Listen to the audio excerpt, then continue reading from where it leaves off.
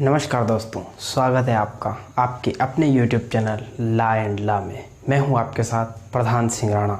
आज के हमारे मुख्य टॉपिक हैं कानून के बारे में, IPC, CrPC, section and article, ये जो कानून के मुख्य अंग हैं। तो आइए चलते हैं हमारे टॉपिक की ओर। इससे पहले आपने हमारे चैनल को सब्सक्राइब नहीं किया हो तो कृपया सब्सक्राइब कर लीजिए और बेल आइकन को प्रेस कर दीजिए ताकि आपको आने वाले वीडियो के नोटिफिकेशन प्राप्त होते रहें।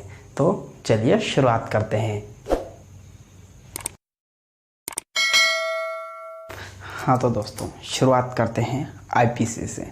IPC Indian penal code, Hindi में इसे भारतीय दंड संहिता कहा जाता है और उर्दू में से ताज-ई-रात हिंद कहा जाता है। आईपीसी यानी कि भारतीय दंड संहिता का कानून भारत में 1860 में पारित हुआ था। आपको पता हो तो ताज-ई-रात हिंद इसे उर्दू में कहा जाता है। तो फिल्मों में जब भी आपने देखा होगा कि जज साहब जब सज़ा सुनाते हैं तो कहते हैं कि ताज-ई-रात हिंद दफ़ा 302 के तहत मौत की सज़ा सुनाई जाती है। ये वही ताज-ई-रात हिंद यानी कि अपनी ही आईपीसी है, इंडियन पिनल कोड है, जिसे ताज-ई-रात हिंद कहा जाता है। दफ़ा यानी कि धारा, सेक्शन, उसे दफ़ा कहा जाता है। अब जब भी कोई जुर्म करता है तो वो आईपीसी में किस तरीके से पता चलता है, इस बारे में आपको बताता हूँ। इंडियन पिनल कोड में 511 धाराएं और 23 चैप्टर हैं, यानी कि अपना भारतीय दंड संहिता है वो 23 अध्यायों में बटा है। आईपीसी में से जब भी आप जुर्म करते हो तो वो कौन से धारा के अंतर्गत आएगा, आपको कितनी सज़ा होगी और आपके ऊपर कितना जुर्माना होगा, ये सब आईपीसी बताती है। इंडियन पिनल कोड में आपको यही चीज़ें देखने को मिलती है कि आपको बताती है कि कितनी आपने सज़ा भुगतनी है, कितना आपको जुर्माना लगेगा, ये सारे आईपीसी आपको बताती है। अब आते हैं अपन सीआरपीसी पे। तो सीआरपीसी की फुल फॉर्म है कोड ऑफ क्रिमिनल प्रोसीजर, यानी कि दंड प्रक्रिया संहिता, है ना। अपना कानून जो है वो इंडियन पिनल कोड और सीआरपीसी के द्वारा ही चलता है। जैसे कॉन्स्टिट्यूशन उन्हें जो निर्देश देता है, वो निर्देश सीआरपीसी और आईपीसी किस तरीके से फॉलो करती है, वो चीज़ मैं आपको बता रहा हूँ, है ना।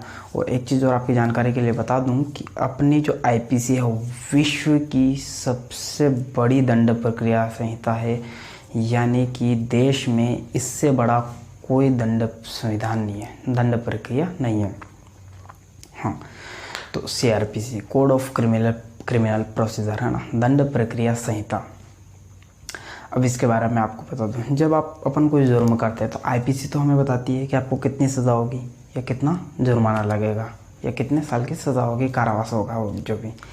लेकिन सीआरपीसी का काम होता है, सीआरपीसी हमें बताती है कि आपके ऊपर जो पुलिस है वो किस तरीके से जांच करेगी, वकील साहब आपको किस तरीके से ले जाएंगे, जज साहब आपको किस तरीके से सज़ा देंगे, जो आपकी प्रक्रिया रहेगी केस की, वो प्रक्रिया सीआरपीसी बताती है।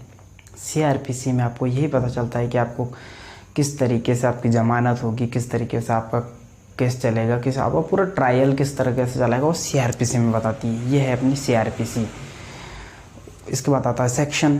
तो सेक्शन और आर्टिकल, कॉन्स्टिट्यूशन, अपने संविधान में जो पॉइंट रहते हैं 1, 2, 3, 4 ऐसे जो पॉइंट रहते हैं उनको बोलते हैं आर्टिकल। जैसे आपको पता हो तो जम्मू कश्मीर से आर्टिकल 370 हटा था, तो वो आर्टिकल था। बहुत से लोगों को ये पता नहीं था, वो बोलते थे कि धारा 370 हटी है, वो धारा नहीं, वो आर्टिकल था, है ना।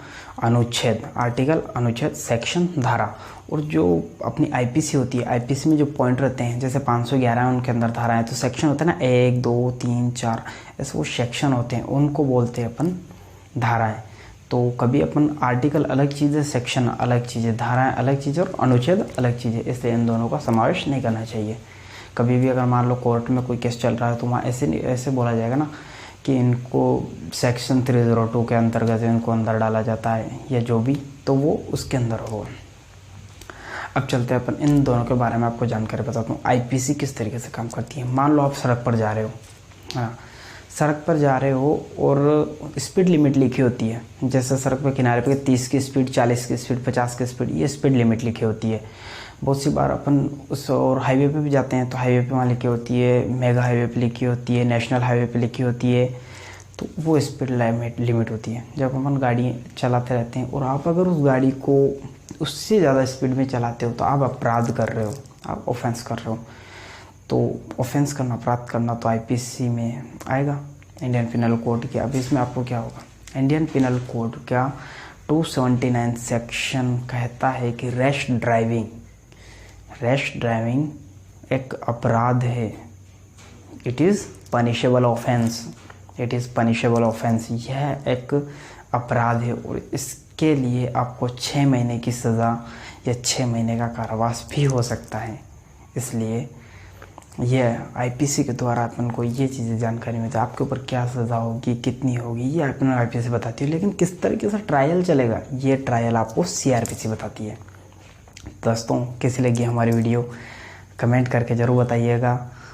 आगे आते हैं, मिलते हैं अपन दूसरी वीडियो में। जय हिंद, जय भारत।